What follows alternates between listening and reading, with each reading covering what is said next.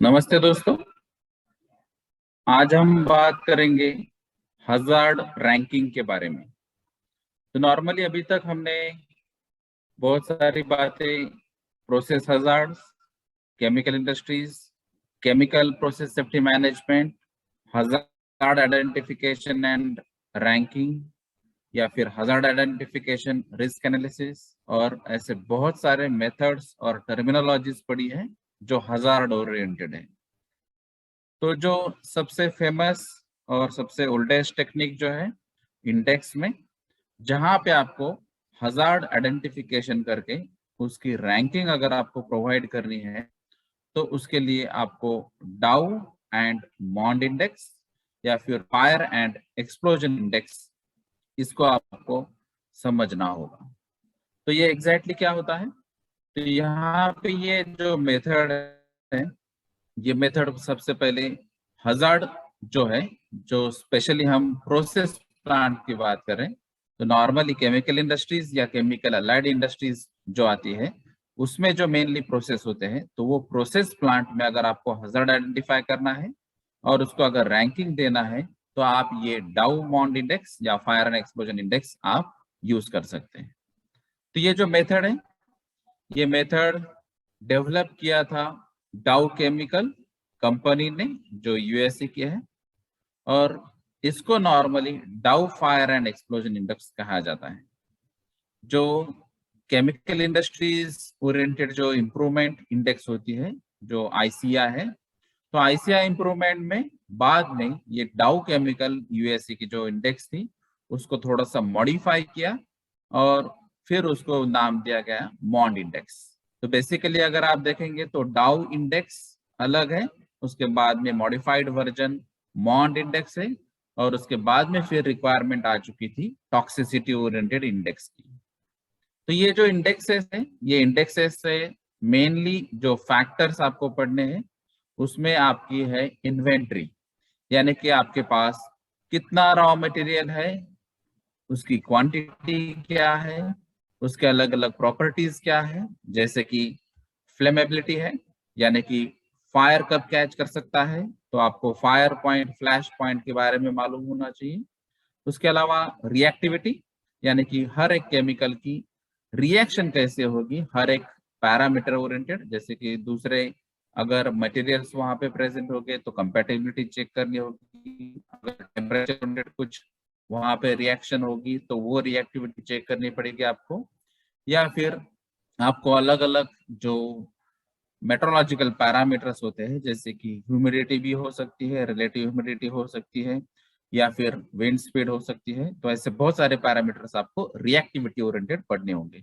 उसके अलावा टॉक्सिसिटी, तो ये जो मटेरियल्स या केमिकल्स हम यूज कर रहे हैं, तो इसके टॉक्सिक प्रॉपर्टी आपको चेक करनी है। तो टॉक्सिसिटी हमने इसके पहले भी डिटेल में पढ़ा था, स्पेशली अगर आप उसमें देखेंगे तो टीएलवी थ्रेशोल्ड लिमिट वैल्यूज रहती है, उसमें भी स्पेसिफिकली अगर हम बात करेंगे तो LC50 वैल्यू या LD50 वैल्यू, यानी कि लिथाल डोज 50% फैटेलिटी चांसेस या लिथाल कॉन्सेंट्रेशन 50% फैटेलिटी चांसेस, ये ऐसे बहुत सारे अलग अलग टॉक्सिक की जो प्रॉपर्टीज है इंडिकेट करने वाले अलग अलग सिस्टम्स हैं, तो उसको आपको चेक करना है। उसके अलावा है जो हजार्ड्स, जो स्पेशली एक्सोथर्मिक रिएक्शन जब होती है, उस ओरिएंटेड आपको हजार्ड्स भी चेक करने हैं, जैसे कुछ रिएक्शंस या कुछ रॉ मटेरियल्स का बेसिक प्रॉपर्टीज देखेंगे तो उसमें कुछ प्रॉब्लम दिखाई नहीं देता है, लेकिन जब वो रिएक्शन, यानी कि दो केमिकल जब मिक्स होते हैं, रिएक्ट करते हैं, उसके बाद में अगर हीट इवॉल्व होती है, तो वहां पे एक्सोथर्मिक रिएक्शन क्रिएट हो जाती है, और एक्सोथर्मिक रिएक्शन का मीनिंग है हीट इवॉल्व होना, जिसकी वजह से टेम्परेचर बढ़ेगा, और अगर टेम्परेचर बढ़ता है तो ऑब्वियसली रिएक्टिविटी भी बढ़ जाती है, और यहाँ पे हजार्ड्स का जो लेवल है वो हायर लेवल पे चला जाता है। उसके अलावा है कुछ ऑपरेटिंग कंडीशंस, जैसे हमने पहले बात की थी, प्रेशर या टेम्परेचर या फ्लो रेट या वॉल्यूम या लेवल, तो ये अलग अलग आपको ऑपरेटिंग कंडीशंस भी चेक करनी है कि हर एक प्रोसेस में, हर एक केमिकल हैंडल करते टाइम या हर एक इक्विपमेंट हैंडल करते टाइम आपको मेनली अलग अलग ऑपरेटिंग कंडीशंस और उसके जो सेट पॉइंट्स रहते हैं, यानी कि मैक्सिमम परमिसिबल लिमिट या मिनिमम परमिसिबल लिमिट्स आपको क्या सेट करनी है और सेफ्टी पॉइंट ऑफ व्यू क्या है उसके बारे में भी आपको सोचना है। उसके अलावा है करोजिविटी। तो कुछ केमिकल्स करोजिव नेचर के होते हैं, तो आपको करोजिविटी का रेट भी चेक करना है और करोजिविटी किस फैक्टर्स पे चेंज होती है उस फैक्टर्स को भी आपको कंट्रोल करना है। जैसे कि अभी करोजिविटी प्रिवेंशन के लिए हम नॉर्मली जो करते हैं वो है पेंटिंग्स या कोटिंग्स या पाउडर कोटिंग्स या फिर कुछ ऐसे केमिकल्स होते हैं जिसकी वजह से करोजन रेट डिक्रीज हो सकता है या फिर आप करोजन से प्रिवेंट कर सकते हैं कुछ मेटल्स को। जो प्लांट ड्रेनेज सिस्टम्स होते हैं या फिर एक्सेस सिस्टम्स होते हैं या फिर रोटेटिंग इक्विपमेंट्स होंगे या फिर लीकी जॉइंट्स होंगे, ये बातें भी आपको ध्यान में रखनी, क्योंकि यहाँ पर भी जो इनलेट आउटलेट या फिर रोटेशन की वजह से हजार्ड्स या रिस्क के चांसेस होते हैं। लीकेजेस की वजह से यहाँ पे अगर टॉक्सिक या पॉइजनस गैस होता है तो उसकी वजह से भी यहाँ पे हजार्ड्स का लेवल चेंज हो जाता है। तो ये बहुत सारे फैक्टर्स है जिसके बेसिस पे ये इंडेक्स डिसाइड किया जाता है। अभी ये जो बेसिक इंडेक्स हमने देखा था कि डाउ केमिकल यूएसए ने जो डेवलप किया था, तो इसमें इस फैक्टर्स के बेसिस पे आप ये इंडेक्स बना सकते हैं। उसके अलावा जब मॉडिफिकेशन आया तो मॉडिफिकेशंस में आपको एमपीपीडी और एमपीडीओ भी पढ़ना है। तो एमपीपीडी का मतलब है यहाँ पे मैक्सिमम प्रोबेबल प्रॉपर्टी डैमेज, यानी कि इस इंसिडेंट या एक्सीडेंट की वजह से या फिर ये हजार्ड लेवल की वजह से यहाँ पे मैक्सिमम चांसेस क्या है प्रॉपर्टी डैमेज की, वो आपको चेक करना है।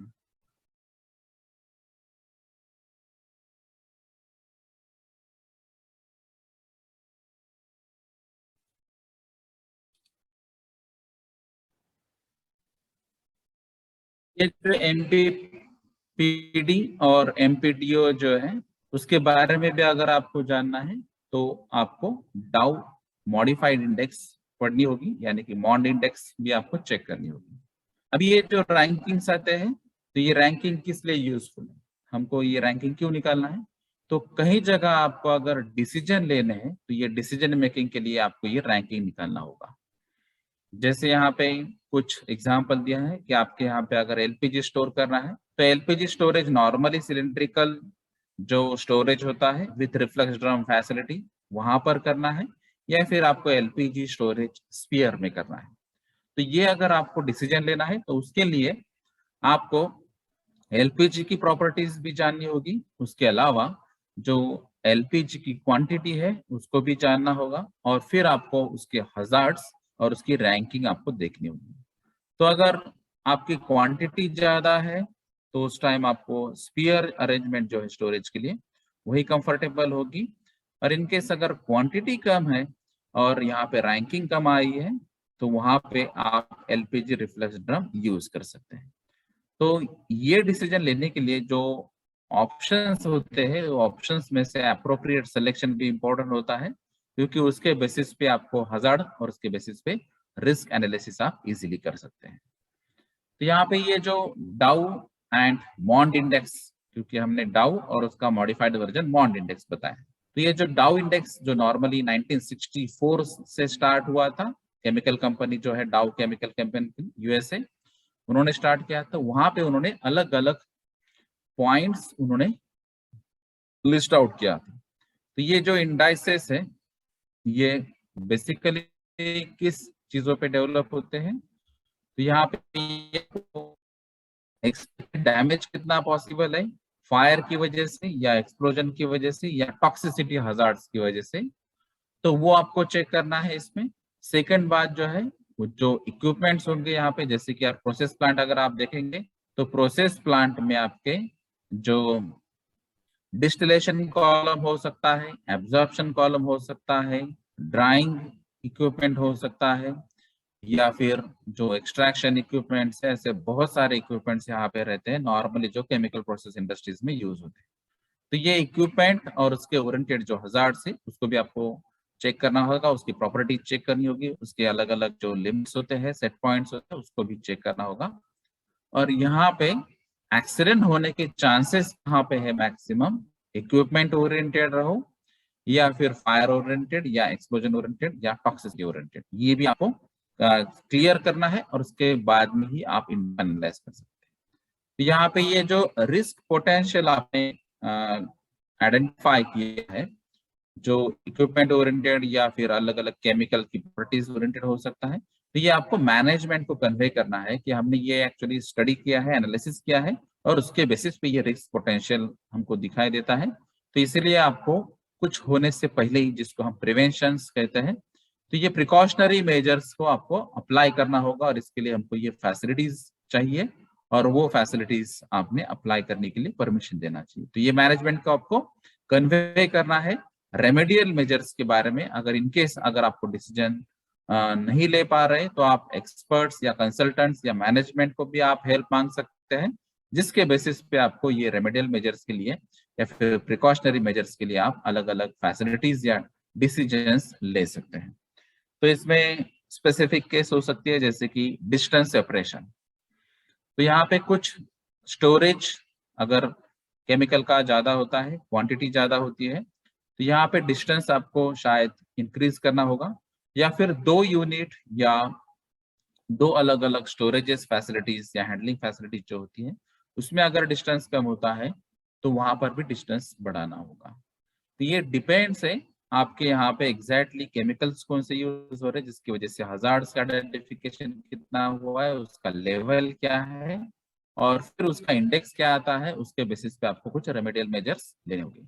उसके अलावा सेकंड एग्जांपल जो है, आपको यहाँ पे अगर आपको लगता है कि हाई लेवल हजार्ड्स है और यहाँ पे एक्सीडेंट होने के चांसेस है या फिर फायर हजार्ड्स यहाँ पे हायर लेवल पे है, तो फायर प्रूफ कंस्ट्रक्शन करना जरूरी होगा। या फिर जो ब्लास्ट वॉल फैसिलिटी है वो भी यहाँ पे आप यूज कर सकते हैं। या फिर अगर आपको लगता है कि फायर फाइटिंग मेजर जो फैसिलिटीज है वो यहाँ पे सफिशिएंट नहीं है, तो आप फायर फाइटिंग मेजर्स के लिए जो भी फैसिलिटीज या इक्विपमेंट्स होंगे वो फैसिलिटीज को भी बढ़ा सकते हैं। तो इसमें ये मेजर काम होता है कि इसमें फायर और एक्सप्लोजन ओरिएंटेड ज्यादा वर्कआउट होता है, जो बेसिकली डाउ इंडेक्स की प्रॉपर्टी है। इनकेस अगर आपको कुछ मॉडिफिकेशंस करने हैं, आपको और ज्यादा उसमें अगर जानकारी लेनी है, तो आप मॉन्ड इंडेक्स जो है, डाउ इंडेक्स का जो नेक्स्ट वर्जन है, वो आप पढ़ सकते हैं। जैसे कि यहाँ पे फायर लोड जो है, तो फायर लोड के बेसिस पे आपको जो इफेक्टिव एरिया हो सकता है एक्सीडेंट या फायर या एक्सप्लोजन की वजह से, वो एरिया फाइंड आउट करने के लिए आपको मॉन्ड इंडेक्स की जरूरत होगी। अगर इन केस आपको लगता है कि मुझे टॉक्सिसिटी इंडेक्स जानना है, तो आप टॉक्सिसिटी इंडेक्स भी यहाँ पे आइडेंटिफाई कर सकते हैं। तो उसके लिए अलग अलग फॉर्मूले हैं और कुछ अलग अलग फैक्टर्स आपको स्टडी करने होंगे, जिसके बेसिस पे आप फायर लोड के एस्टिमेशन के बेसिस पे एरिया कैलकुलेशंस और जो टॉक्सिसिटी इंडेक्स है उसको भी आप कैलकुलेट कर सकते हैं। तो अगर फर्स्ट या बेसिक मेथड हम देखेंगे तो वो है डाउ इंडेक्स। तो ये डाउ इंडेक्स में भी अलग अलग वर्जन आ चुके हैं, जैसे जैसे एप्लीकेशंस आ जाते हैं या फिर उसमें कुछ लूप होल्स या लैक्यूनास आ जाते हैं, तो उसमें अलग अलग एडिशंस निकलती है। जैसे आपको बुक्स के एडिशंस मालूम है, उसी तरह यहाँ पे पहले जो 3 एडिशंस जो थी वो फायर एंड एक्सप्लोजन इंडेक्स से फेमस हो गई थी, और फिर जो 4th इंडेक्स यहाँ पे आ चुकी थी, तो 4th इंडेक्स में ये MPPD जो है, मैक्सिमम प्रोबेबल प्रॉपर्टी डैमेज, इसका एडिशन हुआ। तो ये फर्स्ट 3 मेथड प्योरली फायर और एक्सप्लोजन का फोकस कर रही थी। 4th एडिशन में प्रॉपर्टी डैमेज भी ऐड हो चुका है, और उसके बाद में जो सजेशन आए हैं वो सजेशन के बेसिस पे टॉक्सिसिटी भी प्रॉपर्टी यहाँ पे ऐड हो गई, और उसके बेसिस पे फिर टॉक्सिसिटी इंडेक्स भी यहाँ पे डिफाइन हो गई। तो ये जो फायर एंड एक्सप्लोजिव इंडेक्स है, जो बेसिकली फर्स्ट 3 एडिशंस में आया था, तो उसमें बेसिकली आपको रिक्वायरमेंट क्या है, अगर ये आपको फायर एंड एक्सप्लोजन इंडेक्स अगर कैलकुलेट करनी है, तो उसके लिए आपको जो जरूरत होगी वो है accurate plot plan of the plant. तो जो भी आपकी इंडस्ट्री होगी, स्पेशली हम केमिकल इंडस्ट्रीज की बारे में बात कर रहे हैं या केमिकल अलाइड इंडस्ट्रीज की बात कर रहे हैं, तो यहाँ पे जो आपका प्लांट है वो प्लांट का प्लान आपको क्लियर होना चाहिए। तो ये जो एग्जैक्टली प्लॉट क्या है आपका, प्लॉट में आपका मेन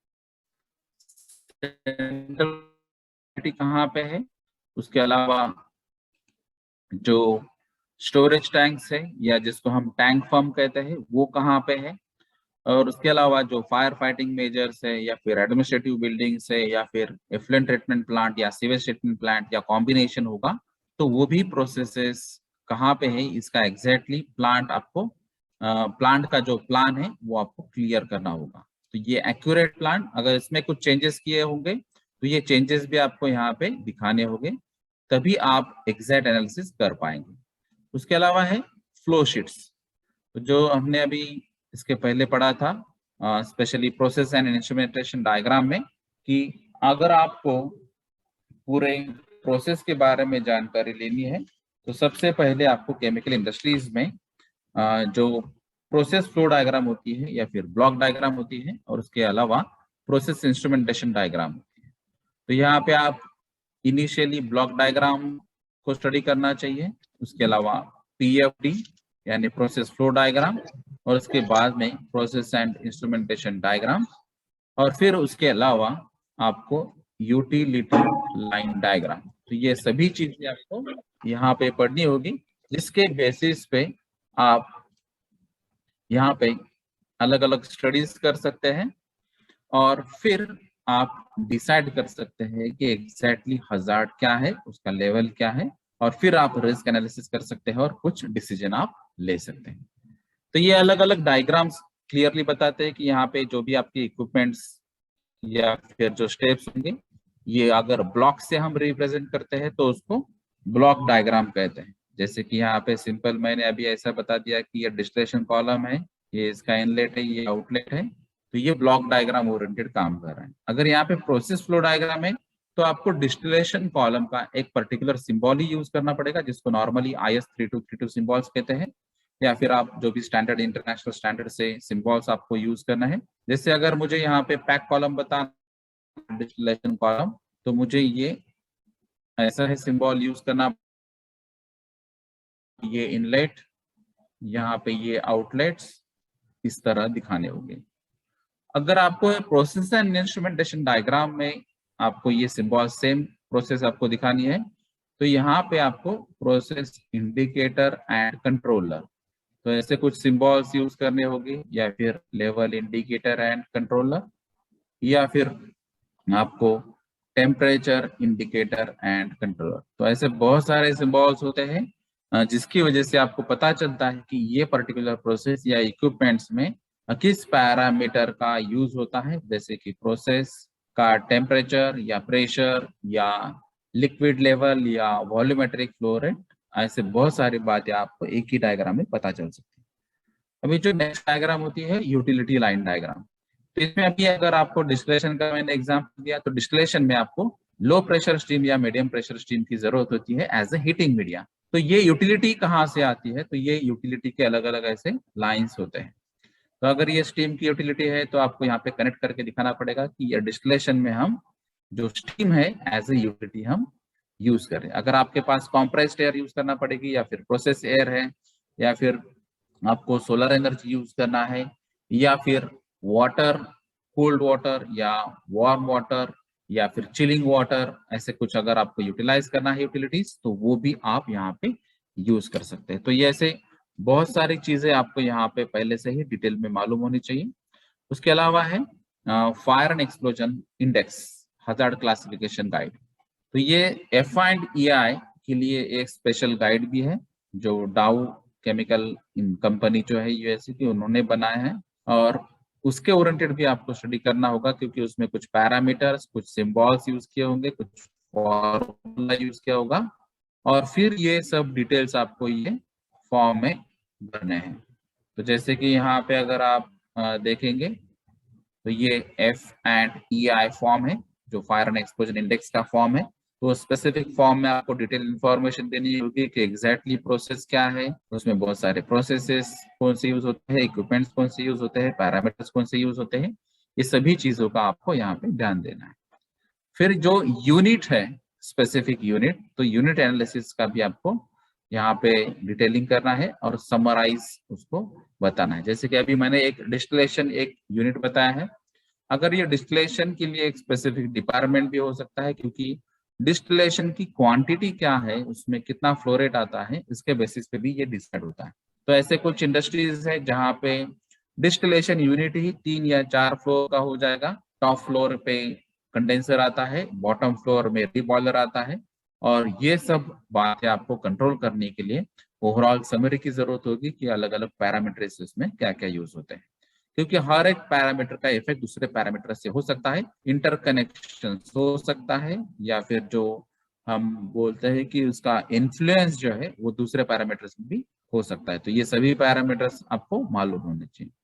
उसके अलावा जो प्लांट रिस्क एनालिसिस जो है उसकी भी समरी यहाँ पे आपको देना है, यानी कि स्टोरेज कितना है, रॉ मटेरियल कितना आया है, इंटरमीडिएट कितना प्रोडक्ट तैयार होता है, फाइनल प्रोडक्ट कितना आता है, उसकी प्रॉपर्टीज क्या है, फायर के चांसेस कहाँ पे है, एक्सप्लोजन के चांसेस कहाँ पे है, या फिर मैकेनिकल हजार्ड है, कोई केमिकल हजार्ड है, हेल्थ हजार्ड है। ये ओवरऑल प्लांट के बारे में अभी हम बात कर रहे हैं। तो ये ओवरऑल प्लांट में ये सब जो रिस्क है उसकी एनालिसिस की समरी यहाँ पे आपको देनी होगी। उसके अलावा जो है कॉस्ट रिलेटेड डेटा यहाँ पे आप यूज कर सकते हैं, जैसे कि अगर ये डिस्टिलेशन कॉलम है उसके लिए कॉस्ट कितनी लगी है, इनिशियल इन्वेस्टमेंट कितनी थी, ऑपरेटिंग कॉस्ट कितनी है, इन केस अगर एक्सीडेंट होता है या फिर फायर कैच होता है या फिर एक्सप्लोजन होता है या फिर गैस लीकेज होता है, तो उसकी वजह से इक्विपमेंट का डैमेज कितना होगा, या फिर जो सराउंडिंग पेरिफेरी जिसको हम कहते हैं इफेक्ट जहाँ पे आता है एक्सीडेंट की वजह से, तो उसकी वजह से यहाँ पे डैमेजेस के कितने चांसेस है, प्रॉपर्टी डैमेज के कितने चांसेस है, या फिर जो मैन पावर है उनके ऊपर क्या इफेक्ट हो सकता है, उसके ओरिएंटेड आपको डायरेक्ट कॉस्टिंग, इनडायरेक्ट कॉस्टिंग, ये सब डिटेल आपको यहाँ पे लेनी होगी। तो ये सभी पैरामीटर्स अलग अलग आपको यहाँ पे स्टडी करने हैं, और उसके बेसिस पे ही फिर आप फायर एंड एक्सप्लोजन इंडेक्स जो है वो आप कैलकुलेट कर सकते हैं। तो अगर आपको फ्लो चार्ट बेसिस पे इसको समझाना है तो यहाँ पे आपको पता चलेगा कि जो फायर एंड एक्सप्लोजन इंडेक्स है उसका सबसे पहला स्टेप जो है वो है पर्टिनेंट प्रोसेस यूनिट का सिलेक्शन।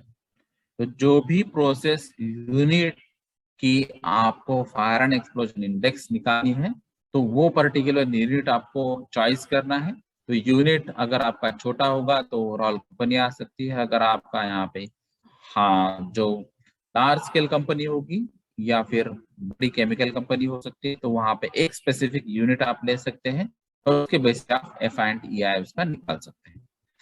फिर उसमें आपको मटेरियल फैक्टर सबसे इंपॉर्टेंट फैक्टर है। तो ये अलग अलग जो मटेरियल्स है, इक्विपमेंट्स ओरिएंटेड या फिर जो फिटिंग्स है, पाइपलाइंस है, क्योंकि हमने देखा था कि केमिकल इंडस्ट्रीज में सबसे ज्यादा पाइपलाइंस होती है, कॉम्प्लिकेटेड पाइपलाइंस होती है, इनलेट आउटलेट प्रोविजंस होती है, अलग अलग प्रोडक्ट्स, बाय प्रोडक्ट्स या वेस्ट भी आते हैं। तो हर एक चीज को संभालने के लिए, हैंडल करने के लिए, ट्रांसपोर्ट करने के लिए आपको मटेरियल फैक्टर को देखना होगा।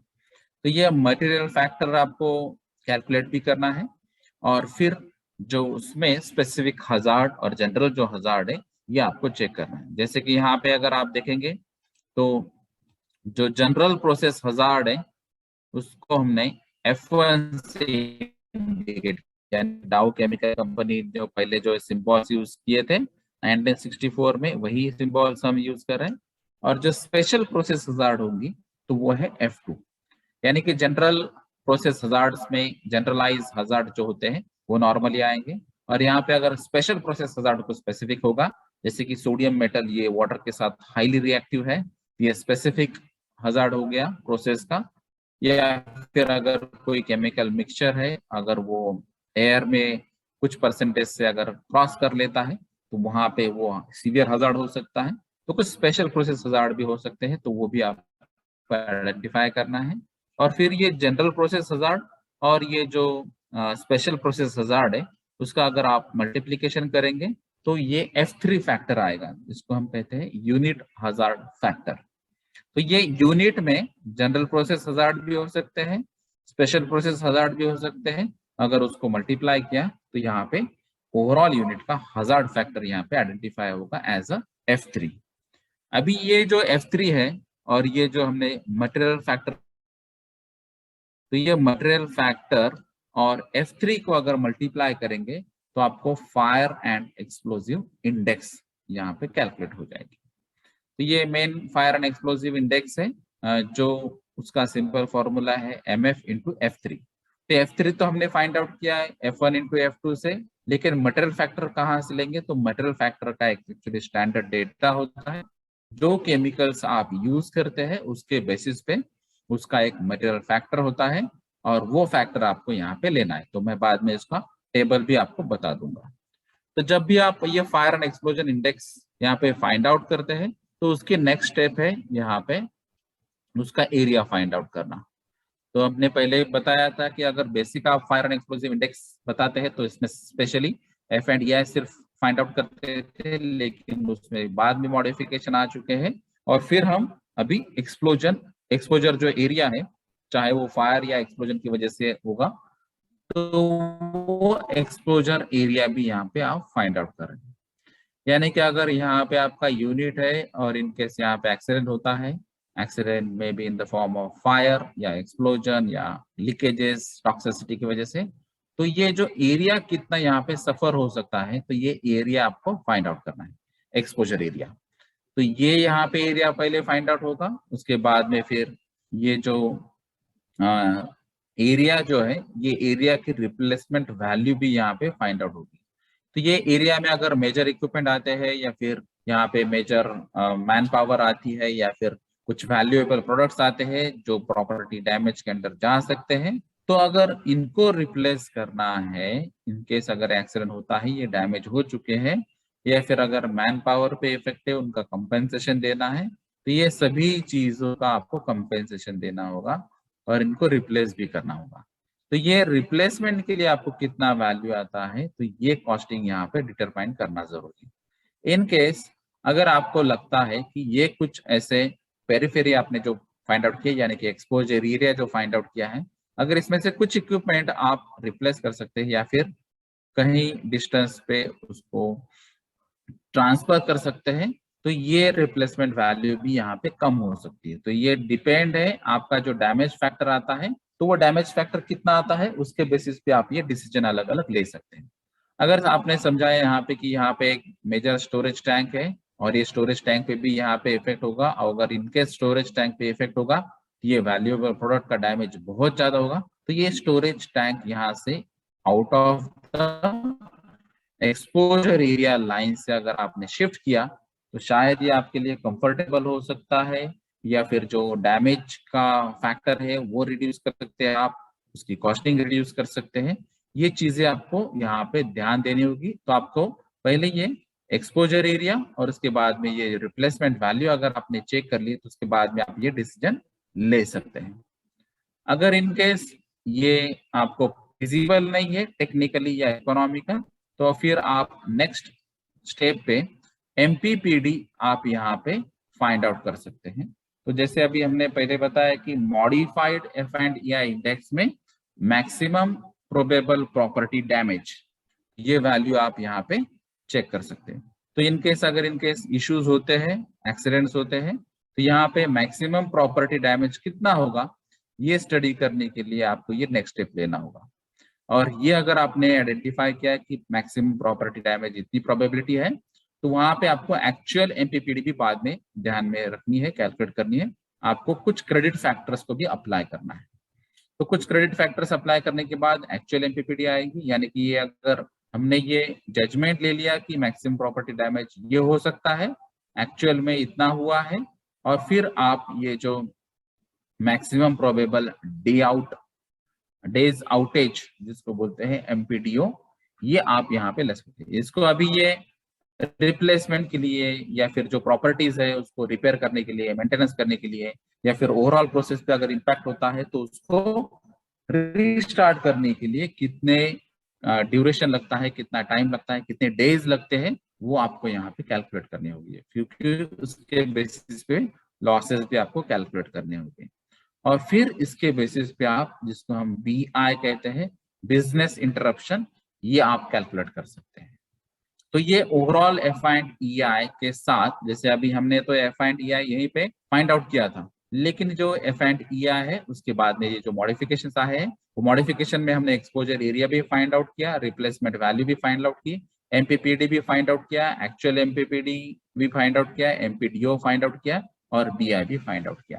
तो ये modified fire and explosion index आप इस तरह से स्टडी कर सकते हैं। और इसके भी अभी लेटेस्ट रिवीजन आ चुकी है, तो ये लेटेस्ट रिवीजन भी आप यहाँ पे पढ़ना चाहिए। उसके बेसिस पे आप अलग अलग फैक्टर्स यहाँ पे इन्वॉल्व कर सकते हैं और फिर F and E I accurate आप कैलकुलेट कर सकते हैं, क्योंकि इसके बेसिस पे आपको अलग अलग डिसीजन लेने के लिए हेल्प होगी। तो यही जो मेन डायग्राम है, ये डायग्राम ओरिएंटेड ही डिस्क्रिप्शन जो अभी हमने पढ़ा है, यही जो डिस्क्रिप्शन है वो आप डायग्राम बेसिस पे भी लिख सकते हैं। अभी इसमें हमने जो बात कही थी कि F1 F2 तो मालूम था, F1 F2 के बेसिस पे F3 फाइंड आउट किया और फिर F3 into material factor F and E आया है। तो ये जो मटेरियल फैक्टर है, तो ये एग्जैक्टली क्या है, तो ये मटेरियल फैक्टर ये बेसिक स्टार्टिंग वैल्यू है कोई भी F एंड ई आई के बेसिस पे। ये जो फायर एंड एक्सप्लोजन जो इंडेक्स है, तो वो फाइंड आउट करने के लिए उसका जो बेसिस होता है, तो वो बेसिस आपको यहाँ पे फाइंड आउट करना होगा। तो ये बेसिस के लिए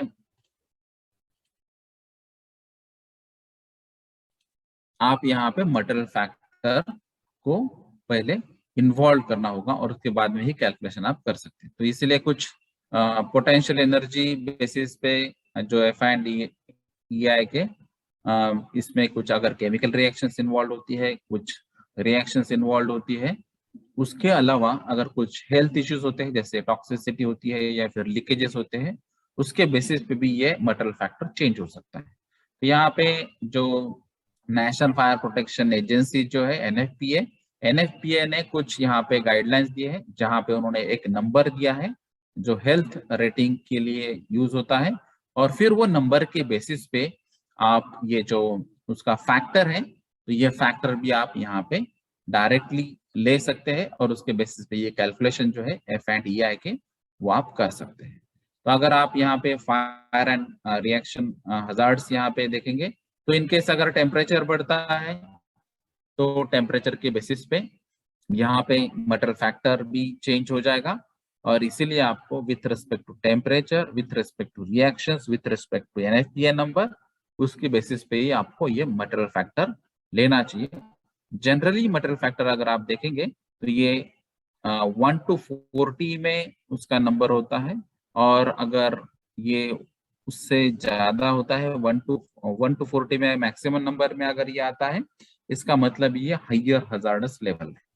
तो जैसे अभी अगर आप देखेंगे तो नाइट्रोग्लिसरीन ये एक एग्जाम्पल है, जो यहाँ पे उसका नंबर है 40। तो ये अगर आप नाइट्रोग्लिसरीन की प्रॉपर्टीज देखेंगे तो नाइट्रोग्लिसरीन यहाँ पे ये नाइट्रोजन डेरिवेटिव प्रोडक्ट है जो नॉर्मली एक्सप्लोजन के लिए एज ए एक्सप्लोजिव केमिकल जो होते हैं उसमें यूज होता है। तो ये हाईली हजार्डस केमिकल है और इसीलिए इसकी जो वैल्यू है, तो एनएफपीए के रेटिंग्स में एमएफ जो नंबर है वो मैक्सिमम नंबर में यहाँ पे आता है, और कुछ जो केमिकल्स है उसका नंबर कम भी होता है। तो ये आपको पहले चेक करना होगा कि मटेरियल फैक्टर कितना है, और फिर उसके बाद में कैलकुलेशंस आएंगे एफ एंड ई आई के, और उसके बाद में फिर आप अलग अलग जो फैक्टर्स है जैसे एमपीपीडी है, एमपीडीओ है या फिर बीआई है, ये आप कैलकुलेशंस एक्यूरेट कर सकते हैं। तो इसमें आप एग्जांपल देखते हैं, जैसे कि यहाँ पे है एग्जांपल, ये मटेरियल फैक्टर है अलग अलग केमिकल्स के लिए। तो यहाँ पे कुछ ऐसे ही कुछ और केमिकल्स ऐड कर सकते हैं, जहां मैंने बात की थी कि 1 to 40 में ये मटेरियल फैक्टर आपको दिखाई देगा। तो जैसे कि यहाँ पे एसिटल्डिहाइड है तो उसका मटेरियल फैक्टर 24 है, एसीटोन होगा तो 16, एसिटोनाइट्राइल 24, acetylene 29, एसिटोनाइट्राइल 24, ammonia 4, benzene 16, bromine 1, butane 21, carbon disulphide 16, carbon monoxide 21 और क्लोरीन 1। तो जैसे अभी हमने जो पढ़ा था फायर एंड एक्सप्लोजन इंडेक्स जो है उसका formula F3 into material factor. तो ये मटेरियल फैक्टर आपको ये टेबल से लेना है। तो ये ऑलरेडी डिफाइंड टेबल है, इसके बेसिस पे आपको ये MF की वैल्यू लेनी है। और जो M3 हमने बताया था, तो M3 is the product of F1 and F2। और F1 और F2 क्या है, जनरल प्रोसेस हजार्ड्स और स्पेसिफिक प्रोसेस हजार्ड। तो यूनिट और प्रोसेस के बारे में जो भी जनरल हजार्ड्स होंगे तो वो F1 आएगा, स्पेसिफिक हजार्ड होंगे तो F2 आएगा, उसके बेसिस पे F3 कैलकुलेशंस होंगे और F3 यहाँ पे आप पुटअप करेंगे, टेबल से MF पुटअप करेंगे और फिर यहाँ पे F एंड EI आप कैलकुलेट कर सकते हैं।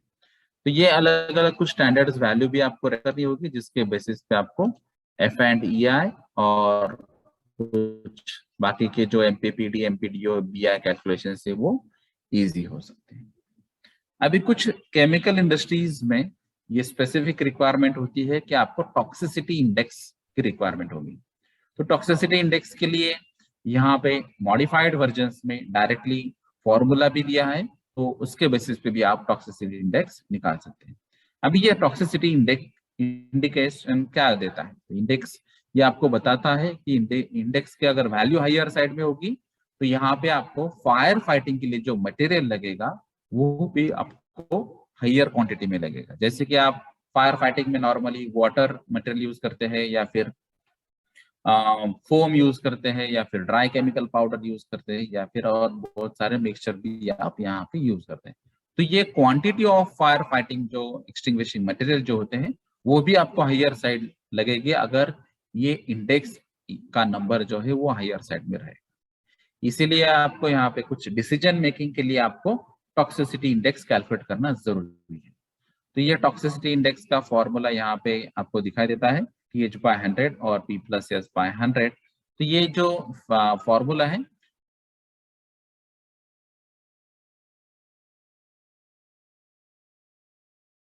Factor for most hazardous material present in the appreciable quantity with lowest threshold limit value। तो ये TH वैल्यू आपको कहाँ से लेनी है? तो ये एक्चुअली फैक्टर है हजार्डस मटेरियल का, जो मैक्सिमम हजार्डस मटेरियल है उसका, और उसकी जो क्वांटिटी है वो उसके बेसिस पे और उसका जो थ्रेशोल्ड लिमिट वैल्यू है उसका लोवेस्ट थ्रेशोल्ड वैल्यू बेसिस पे ये आपको TH की वैल्यू यहाँ पे लेनी है। जो यहाँ पे P और S है तो P का मीनिंग है जो हमने पहले लिया था जनरल प्रोसेस हजार्ड, तो वो हमने F एंड EI कैलकुलेशंस में F1 कहा था, यहाँ पे अभी आपको P लिखना है और S जो है वो स्पेशल प्रोसेस हजार्ड है जो हमने FI एंड EI इंडेक्स में F2 लिया था, तो यहाँ पर ये S है। तो ये TI is equal to TH/100 P+S/100, उसके बेसिस पे आप टॉक्सिसिटी इंडेक्स निकाल सकते हैं और फिर उसका सिग्निफिकेंस आपको क्लियर होना चाहिए कि टॉक्सिसिटी इंडेक्स अगर इतनी आती है या फिर FI इंडेक्स इतनी आती है तो इसका मीनिंग क्या होता है। यहाँ पे ये कुछ नंबर्स हैं जो आपको कुछ आइडिया देते हैं। जैसे कि यहाँ पे हमने बताया था कि जो TH वैल्यू है तो आपके टॉक्सिसिटी इंडेक्स में अगर आपको TH की वैल्यू लेनी है तो NFPA ने ये रेटिंग्स दिए है, हेल्थ ओरिएंटेड जो नंबर्स दिए हैं, तो वो नंबर जैसे कि अगर यहाँ पे 0 है NH तो ये TH भी 0 ही है, लेकिन अगर यहाँ पे NH1 है तो ये TH 50 है, यहाँ पे अगर ये NH2 है तो यहाँ पे ये TH की वैल्यू 125 है, ये 3 है तो 250 है, 4 है तो 325 है।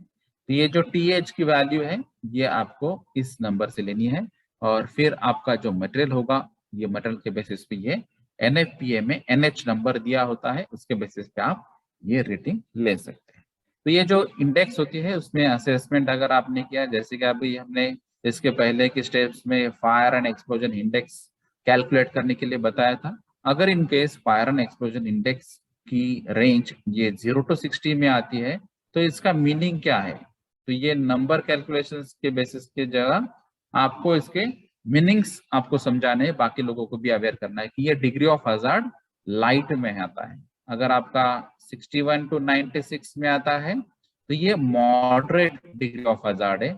ये अगर 97 to 127 आता है तो ये इंटरमीडिएट डिग्री ऑफ हजार्ड है, और ये अगर 128 to 158 आता है तो ये हेवी डिग्री ऑफ हजार्ड है, और 159 प्लस है तो ये सीवियर कैटेगरी है।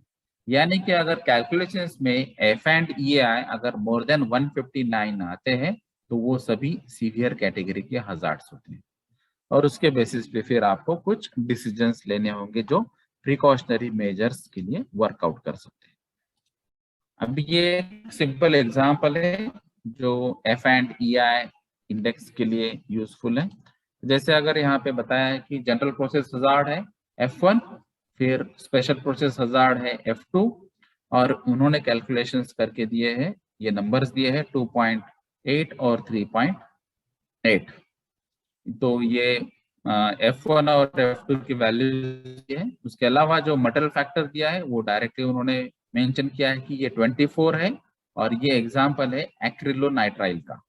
तो ये जो F and E I value है ये आपको कैलकुलेट करनी है, और फिर उसका मीनिंग आपको बताना है कि एग्जैक्टली ये इंडेक्स के बेसिस पे आपको कंक्लूजन क्या है।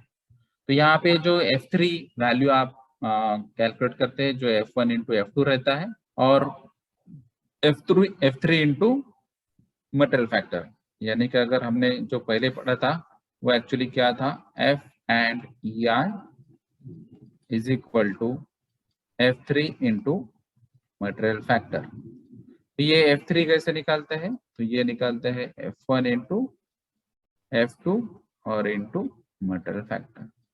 तो ये कैलकुलेशन में अभी ये एग्जांपल में दिया है F1 2.8, तो हमने ये 2.8 लिखा।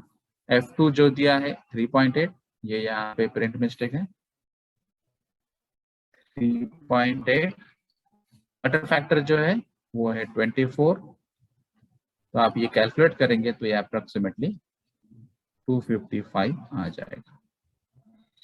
अब ये 255 वैल्यू का मतलब क्या है, तो अभी हमने जो टेबल दिखा था 159 अगर ये प्लस है तो इसका मतलब है ये सीवियर हजार्ड कैटेगरी में आता है।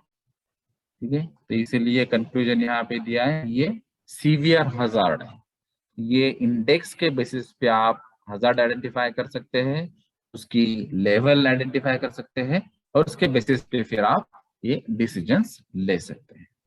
जैसे कि यहाँ पे अभी ये कंपैरिजन है कि जो आपने अभी फायर एंड एक्सप्लोसिव इंडेक्स के कैलकुलेशंस के बारे में पढ़ा है, उसका एग्जांपल भी देखा है। उसके अलावा जो हमने टॉक्सिसिटी इंडेक्स के बारे में भी देखा था, तो ये दोनों अगर कंपेयर करेंगे तो उसके बेसिस पे भी कुछ हजार्ड आइडेंटिफिकेशन हो सकता है।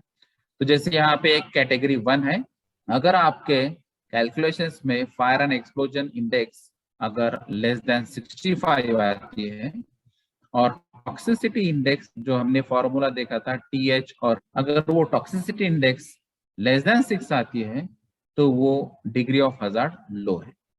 इन केस अगर फायर एंड एक्सप्लोजिव इंडेक्स 65 से ऊपर और 95 से नीचे आती है, और जो टॉक्सिसिटी इंडेक्स है वो 6 से ज्यादा और 10 से कम अगर होती है तो वो medium level degree of hazard है। इन केस अगर फायर एंड एक्सप्लोजन इंडेक्स 95 से ऊपर आती है और टॉक्सिसिटी इंडेक्स 10 से ज्यादा है तो ये हाई लेवल हजार्ड है।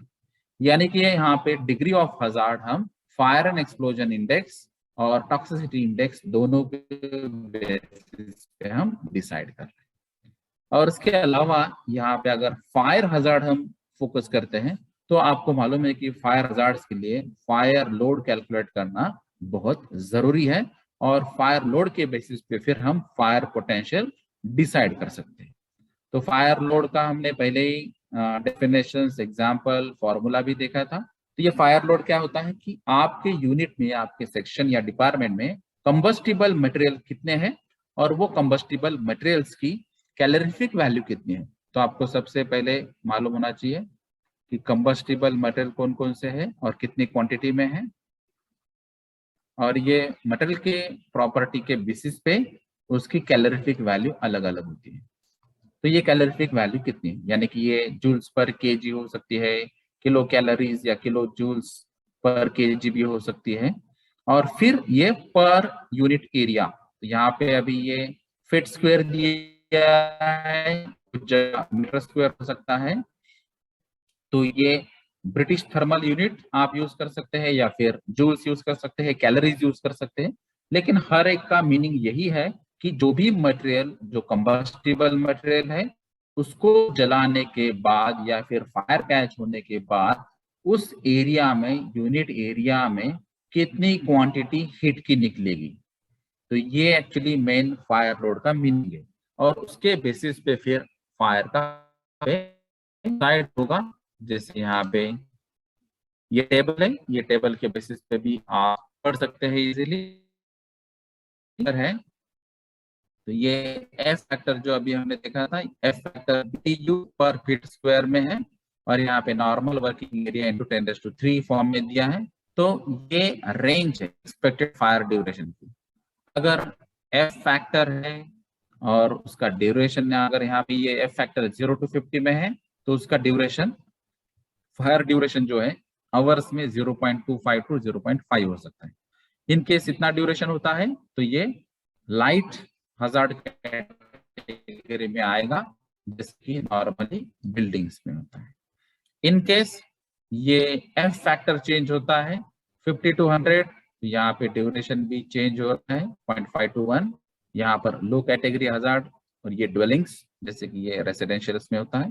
अगर ये नंबर बढ़ते जाएगा, जैसे 100, 200, 400,000, 2000, 5000, 10,000, उसी हिसाब से ये जो एक्सपेक्टेड रेंज है फायर ड्यूरेशन का, वो भी बढ़ते जा रहा है 1 to 2, 4, 10, 20, 50, 100 आवर्स तक।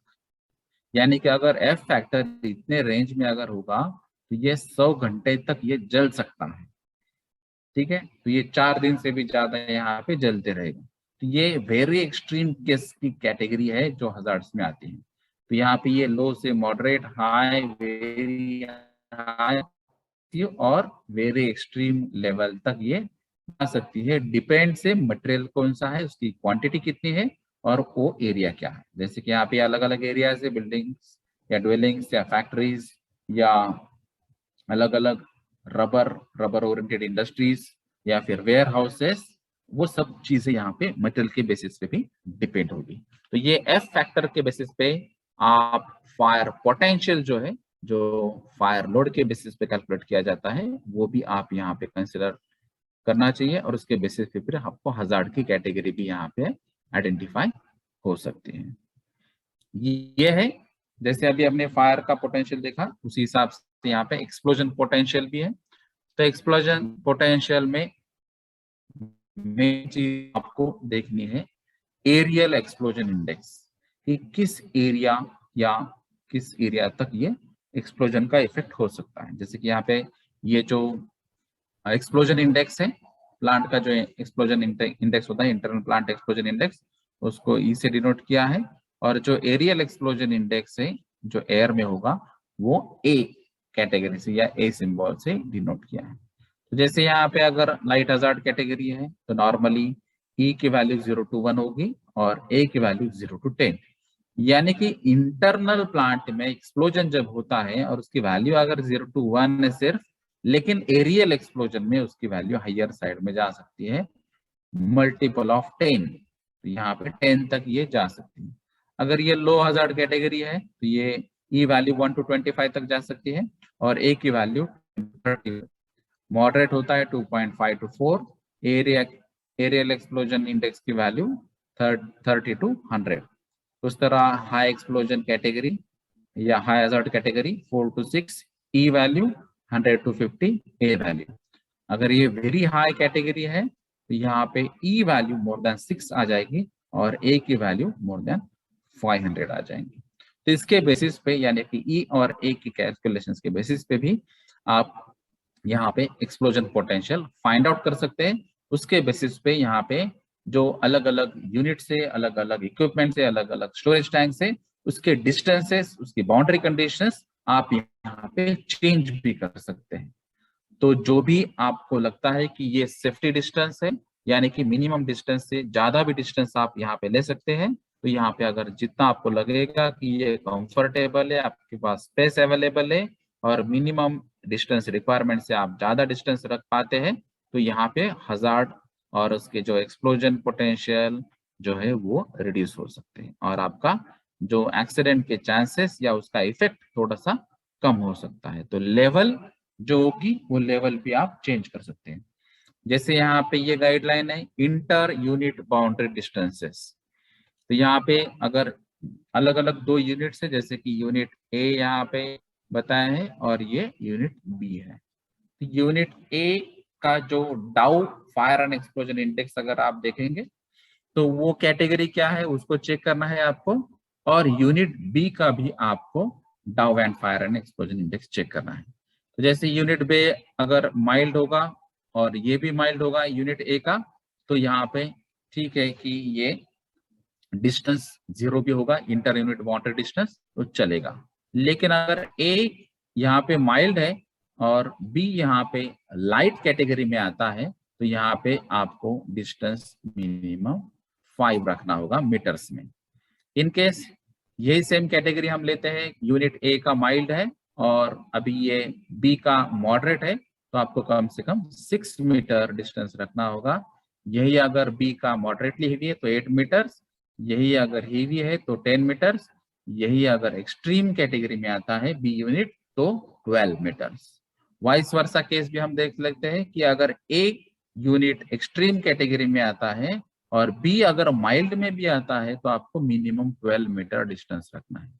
यही लाइट में आता है तो 15 मीटर डिस्टेंस, अगर ये मॉडरेट में आता है तो 17 meter distance, moderately heavy 20 meter distance, heavy 25 meter distance, और यहाँ पे एक्सट्रीम केस दोनों भी यूनिट अगर होंगे तो 30 मीटर डिस्टेंस यहाँ पे होता है। तो जिस प्लांट्स को ये पॉसिबल है 30 मीटर डिस्टेंस के बेसिस पे आप यूटिलाइज कर सकते हैं ओवरऑल स्पेस, तो आपको दिखाई देगा कि बहुत सारी जगह ये 30 मीटर डिस्टेंस यहाँ पे 2 यूनिट्स में रखा जाता है। तो इसका ये बेस डाउ and fire and explosion index है। अभी इसमें ही अगर आप देखेंगे तो with in unit boundary distances, तो आपके एक ही यूनिट में जो बाउंड्री डिस्टेंसेस होते हैं वो भी आपको चेक करने चाहिए। जैसे कि अभी यहाँ पे अलग अलग कैटेगरीज के बेसिस पे भी हजार्ड आइडेंटिफाई किया, अगर आपने जैसे वर्क्स के लिए कुछ आइडेंटिफाई किया है तो वर्क्स बाउंड्री उसको बोलेंगे हम, प्लांट्स के लिए अगर आपने किया है तो प्लांट बाउंड्री कहेंगे, अगर वहां पे ऑफिसेस एमिनिटीज या कंट्रोल रूम्स होंगे तो उसके लिए भी कुछ यहाँ पे मिनिमम डिस्टेंस के लिए गाइडलाइंस है। जैसे यहाँ पे अभी अगर आपने जो डाउ एंड फायर एक्सप्लोजन इंडेक्स के बारे में देखा है तो माइल्ड कैटेगरी में आता है, तो वर्क्स के लिए आपको कम से कम 20 मीटर्स डिस्टेंस रखना चाहिए, प्लांट के लिए 15 मीटर्स, और जो ऑफिस है उसके लिए 10 मीटर्स का डिस्टेंस मिनिमम रखना चाहिए। उसी हिसाब से ये light, moderate, moderately heavy, heavy और एक्सट्रीम कैटेगरीज आती है। तो एक्सट्रीम के लिए आपको वर्क्स बाउंड्रीज के लिए मिनिमम 75 डिस्टेंस, प्लांट बाउंड्री के लिए 50 मीटर डिस्टेंस, और जो ऑफिसेस, एमिनिटीज और कंट्रोल रूम्स होते हैं उसके लिए 45 मीटर्स डिस्टेंस रखना जरूरी है। तो ये ओवरऑल आपके इंडेक्स पे डिपेंड है। इंडेक्स के बेसिस पे आपकी जो हजार्ड की कैटेगरी क्या है उसके बेसिस पे डिपेंड है। आप अलग अलग मटेरियल्स क्या यूज करते हैं, क्वांटिटीज क्या यूज करते हैं, केमिकल्स क्या यूज करते हैं, उसमें भी फ्लेमेबल रेंजेस क्या है, एक्सप्लोसिव रेंजेस क्या है, उसके अलग अलग रिस्क क्या पॉसिबल है, और फिर आप ये बाउंड्री डिस्टेंसेस वो चाहे विद इन यूनिट हो या यूनिट टू यूनिट हो वो आप डिसाइड करना जरूरी है। तो इसलिए हमने जो पहली बात कही थी कि ये अलग अलग जो डाउ फायर एंड एक्सप्लोजन इंडेक्स है या फिर मॉन्ड इंडेक्स है या टॉक्सिसिटी इंडेक्स है या फिर फायर पोटेंशियल है, एक्सप्लोजिव पोटेंशियल है, ये हर एक पैरामीटर्स का आपको कैलकुलेशंस कर रहा है, जानकारी ले है, और उसके बेसिस पे आप अलग अलग डिसीजन यहाँ पे ले सकते हैं। Thank you.